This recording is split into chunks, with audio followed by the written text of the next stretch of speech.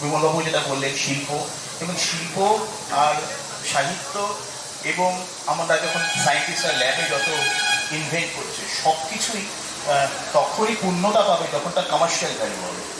Until and unless anything is commercially viral, তার কোনো value বা সেটা লোককে মনেই রাখবে না সারা জীবন।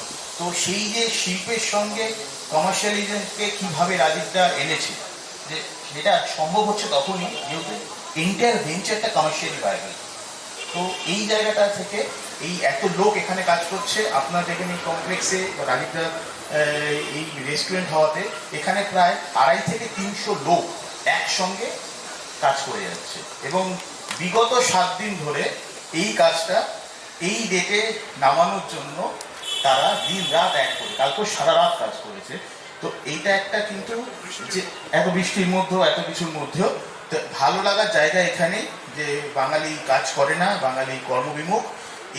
এইখানে আসলে বা এইরকম এনভায়রনমেন্টগুলো দেখলে আশা করি সেই রকম সমস্ত চিন্তাভাবনা থেকে আপনারা আপনাদের ব্রেনকে মুক্ত করতে পারবেন। আর অসংখ্য ধন্যবাদ আপনাদের সকলকে এত দূরে আসার জন্য। আর কিছু বলার নেই, ধন্যবাদ। আপনি তো খুব ভালো কথা বলেন। আপনি তো বিমলবাবু যেটা বললেন, শিল্প এবং শিল্প আর সাহিত্য এবং আমরা যখন সায়েন্টিস্টরা ল্যাবে যত ইনভেন্ট করছে সব কিছুই তখনই পূর্ণতা পাবে যখন তার কমার্শিয়াল ভ্যালু হবে। Until and unless anything is commercially viral, তার কোনো ভ্যালু বা সেটা লোককে মনেই রাখবে না সারা জীবন।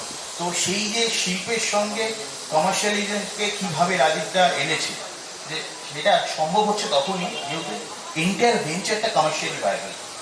তো এই জায়গাটা থেকে এই এত লোক এখানে কাজ করছে, আপনার দেখেন এই কমপ্লেক্সে রাজীবদা এই রেস্টুরেন্ট হওয়াতে এখানে প্রায় 250 থেকে 300 লোক একসঙ্গে কাজ করে যাচ্ছে এবং বিগত 7 দিন ধরে এই কাজটা এই ডেটে নামানোর জন্য তারা দিন রাত এক করে, কালকে সারা রাত কাজ করেছে। তো এইটা একটা কিন্তু যে এত বৃষ্টির মধ্যেও এত কিছুর মধ্যেও ভালো লাগার জায়গা এখানে।